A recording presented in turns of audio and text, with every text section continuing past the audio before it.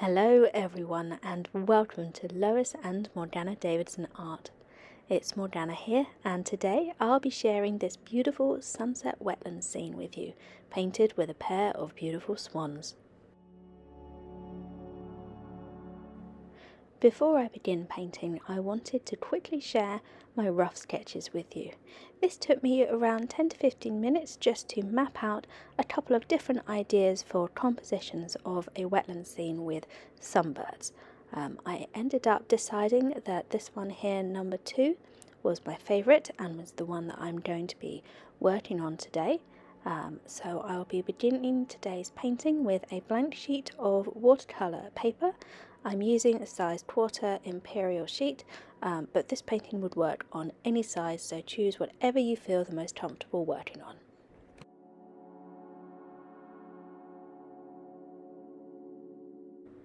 To begin painting the sky, I added clean water to the top third of my paper and let it sit for roughly 30 seconds before adding colour. The colours I'll be using to paint the sky are raw sienna, alizarin crimson hue and some Payne's grey.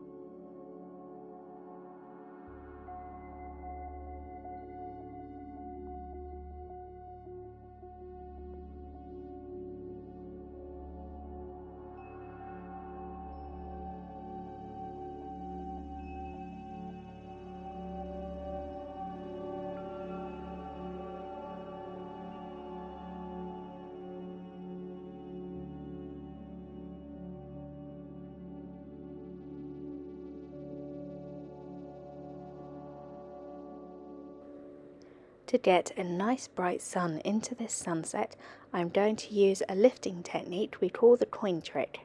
You can see here that I have a little selection of coins, all various sizes, and after deciding which coin is the best fit to create a sun for my composition, I will be wrapping it up in a piece of tissue or kitchen towel. You can use anything absorbent. Just make sure that you wrap it fairly tightly, pulling the tissue so that it creates that nice smooth circle, and then you simply press it into the wet paint and lift it out cleanly to form this perfect little round sun.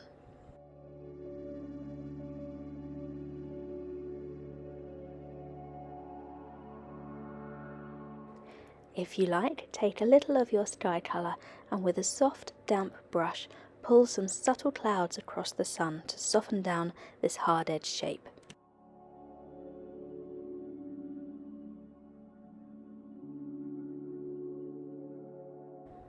The next step is to paint the lake. I used the exact same colours I used to create the sky so that I could easily and simply create the reflection of this lovely sunset into the still pool of water.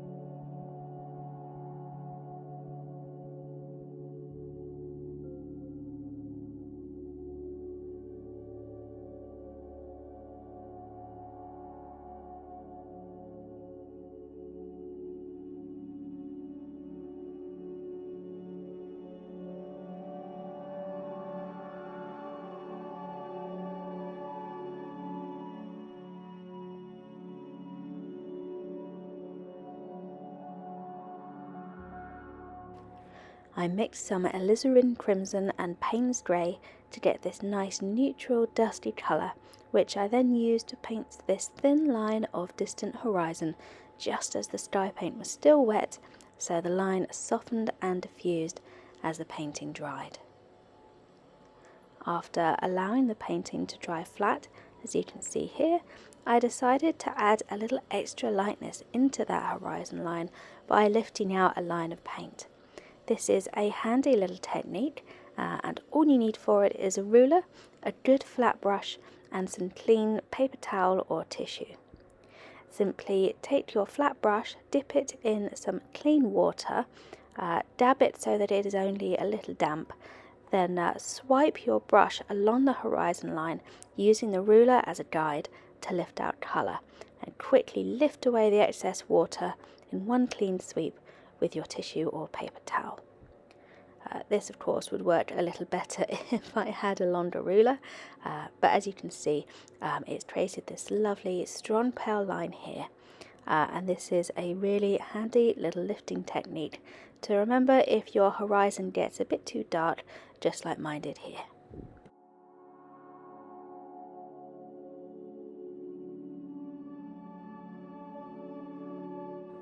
To add some detail to the midground area here, I mixed up a couple of variations of Payne's grey and alizarin crimson for these quite rich, dark, sort of dusty hues. I am trying to work with roughly the same colour palette as I used for the sky, just to try and maintain a nice colour harmony across the painting. Here I'm using my size 10 mop brush and my sword liner to create some loose, simple foliage.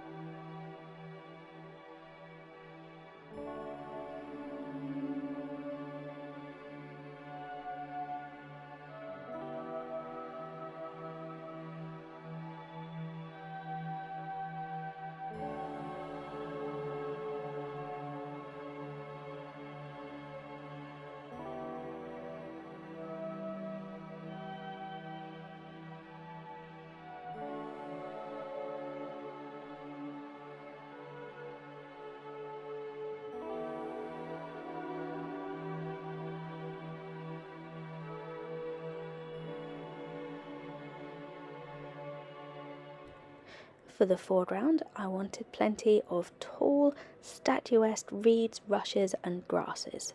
I'm using my size small sword liner brush to do this, but any brush will do, provided it comes to a nice clean point. This is the point of the painting as well, where you can feel free to go a little wild and add as much detail as you like, or to only add a little bit depending on your personal preference. If you're unsure, you can always add in a small amount and then come back and add in some more later.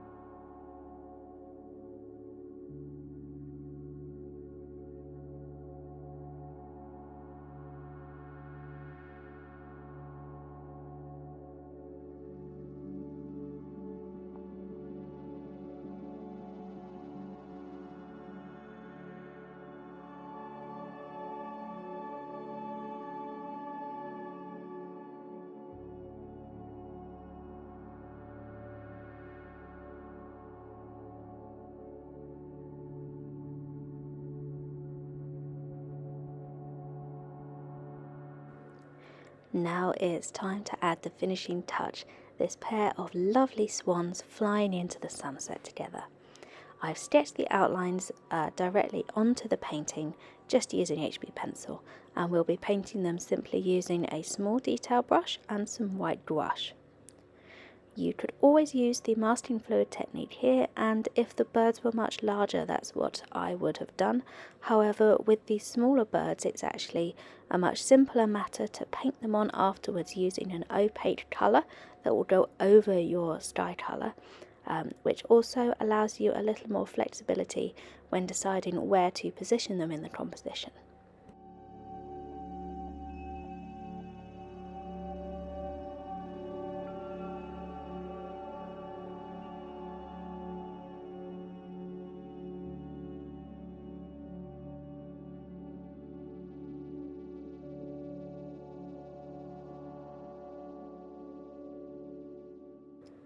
To add a little shading, I mixed a very small amount of my Payne's Grey into the white gouache to create this slightly deeper tone.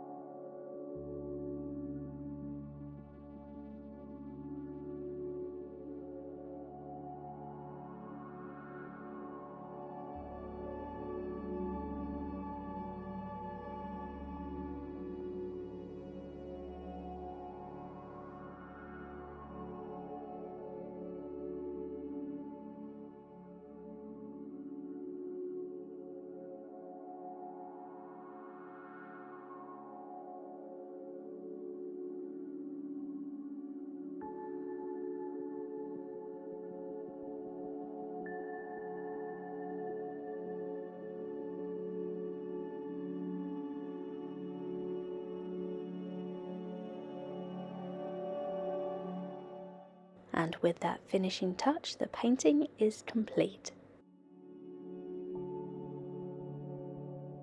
Thank you everybody so much for watching. I really enjoyed painting these swans for you all today, and I'm thrilled with how the scene turned out, and I hope you all enjoyed it too. If you would like to see some more wildlife tutorials from me, then you can follow the link below the video to sign up for my Patreon page. But for now, that is all from me today, so I wish you all a wonderful week and very happy painting.